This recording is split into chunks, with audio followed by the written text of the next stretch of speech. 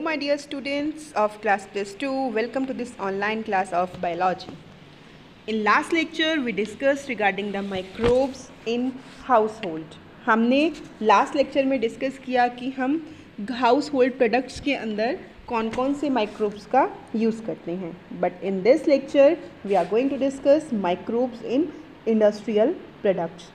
जो इंडस्ट्रीज़ के अंदर प्रोडक्ट बनते हैं, जो इंडस्ट्री के अंदर जो चीज़ें बनती हैं, उनके अंदर भी माइक्रोब्स का यूज़ होता है और काफ़ी लार्ज स्केल पे होता है.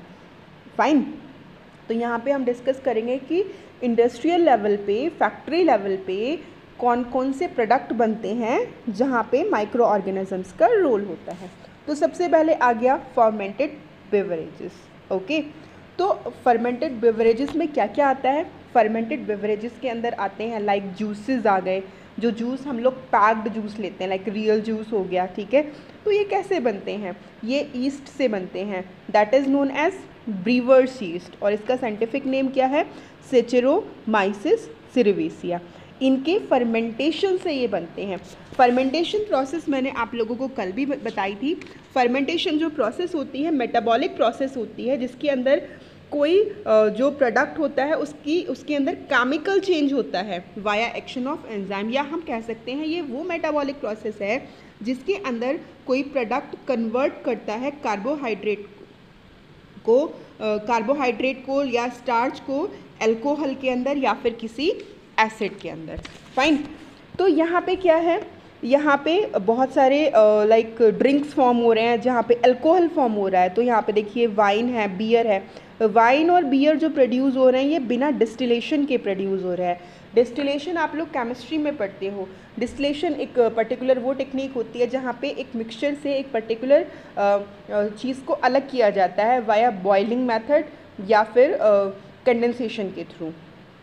बट विस्की, ब्रांडी और रम जो हैं ये बिना डिस्टिलेशन के ही प्रोड्यूस होते हैं. तो यहाँ पे थोड़ा सा मैं आप लोगों को बता भी देती हूँ. लाइक अगर हम यीस्ट की बात करें, ओके, तो सपोज़ कि ये जो है ये यीस्ट सेल है.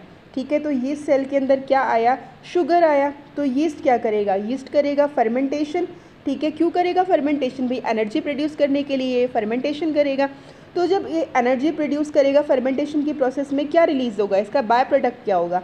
इसका बाय प्रोडक्ट होगा इथेनॉल और CO2. ओके. आई थिंक अब आप लोगों को क्लियर हो गया होगा. नेक्स्ट है antibiotic. That's very very important. Antibiotic exam में आप लोगों से पूछ लिया जाता है. ओके.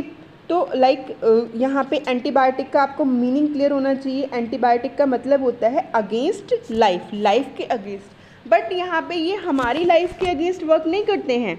ये एंटीबायोटिक वर्क करते हैं against the life of micro organisms.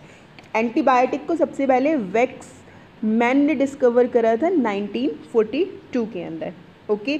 ये जो डिस्कवरी हुई थी ये एक्सीडेंटल डिस्कवरी हुई थी. सबसे पहले जो एंटीबायोटिक है दैट्स नेम इज़ पेनिसिलिन. आप लोगों को क्लियर होना चाहिए. फर्स्ट एंटीबायोटिक इज़ पेनिसिलिन, जिसको अलेक्जेंडर फ्लेमिंग ने डिस्कवर करा था.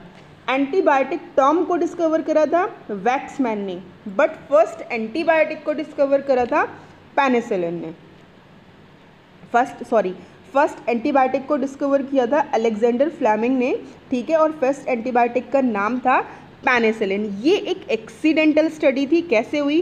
कुछ इस तरह की कहानी सुनने में आती है कि जो अलेक्जेंडर फ्लेमिंग थे ये कहीं बाहर घूमने के लिए गए हुए थे हफ्ते भर के लिए. जब ये वापस आए तो ये स्टडी कर रहे थे स्टेफाइलोकोकल बैक्टीरिया के ऊपर. ओके. तो ये ऐसे के ऐसे ही अपनी स्टडी को छोड़ के चले गए थे. लेकिन जब ये वापस आए इन्होंने देखा कि जो मोल्ड था उस बैक्टीरिया, स्टेफाइलोकोकल बैक्टीरिया के पास में रखा हुआ, उसने इस बैक्टीरिया को ग्रो नहीं करने दिया. आ रही है आप लोगों को बात समझ में? जो ये स्टेफाइलोकोकाई बैक्टीरिया के ऊपर स्टडी कर रहे थे उन्होंने ऑब्जर्व किया कि बैक्टीरिया ग्रो ही नहीं कर रहा है. जो इसके पास में मोल्ड पड़ा हुआ है वो इसको ग्रो नहीं करने दे रहा है. और वो मोल्ड क्या था? वो मोल्ड था एक केमिकल. ठीक है. तो इस तरह से ये एक एक्सीडेंटल जो डिस्कवरी हो गई. ठीक है. तो एंटीबायोटिक का काम हम सबको पता है. हम सब बीमार होते हैं, कोई बैक्टीरियल इन्फेक्शन होता है, हम सब लोग एंटीबायोटिक्स लेते हैं. ठीक है. और यहाँ पे ये डिजीज़ के नेम दिए हुए हैं, लाइक प्लेग हो गया, वूपिंग कफ, डिप्थीरिया, लेप्रोसी, इन सब में। और बहुत सारी, इसके अलावा भी बहुत सारी डिजीज़ हैं जहाँ पे हम एंटीबायोटिक्स लेते हैं। यहाँ पे अब सारा है आप लोगों के लर्न करने का, ठीक है। अभी तक आप लोगों के समझने का टॉपिक था, बट यहाँ पे लर्न करना है। कुछ ऑर्गेनिक एसिड्स, अल्कोहल है, उनके नेम दिए गए हैं, ठीक है। उनसे रिलेटेड माइक्रो ऑर्गेनिज्म है। ये माइक्रो ऑर्गेनिज्म इस ऑर्गेनिक एसिड को प्रोड्यूस करता है, और ये टाइप ऑफ माइक्रोब है, ठीक है। टाइप ऑफ माइक्रोब यानी कि बैक्टीरिया हो सकता है, फंजाई हो सकता है, वायरस हो सकता है, ओके। तो सबसे पहले सिट्रिक एसिड है। सिट्रिक एसिड प्रोड्यूस होता है एस्परगिलस नाइगर के थ्रू, और एस्परगिलस नाइगर क्या है, ये एक फंजाई है, ठीक है। एसिटिक एसिड यानी कि विनेगर प्रोड्यूस होता है एसिटोबैक्टर एसिटाई, नाम ही इंडिकेट कर रहा है एसिटिक एसिड, एसिटोबैक्टर एसिटाई, और ये क्या है, ये बैक्टीरिया है। ब्यूट्रिक एसिड प्रोड्यूस होता है क्लोस्ट्रीडियम ब्यूटिलिसम के द्वारा, और ये है एक बैक्टीरिया। लैक्टोबैसिलस हम लोगों ने पहले भी कर लिया, ठीक है। लैब ये प्रोड्यूस करता है लैक्टिक एसिड, और ये क्या है, एक बैक्टीरिया। तो ये आपको लर्न होने चाहिए 1 मार्क के अकॉर्डिंग, ओके। 1 मार्क में आप लोगों से पूछा जा सकता है। नेक्स्ट है इथेनॉल, आप लोगों को पहले भी क्लियर है। इथेनॉल प्रोड्यूस होता है ईस्ट के थ्रू, दैट इज सैचुरोमाइसिस सेरेवेसिया। इसको हम लोग ब्रेवर्स यीस्ट या फिर बेकर्स यीस्ट भी बोलते हैं। यहाँ पे बहुत सारे एंजाइम्स के नाम आप लोगों को दिए गए हैं, और उनके यूजेस आप लोगों को बताए गए हैं। सबसे पहले लाइपेज है। लाइपेज डिटर्जेंट फॉर्मुलेशंस के अंदर यूज़ होता है।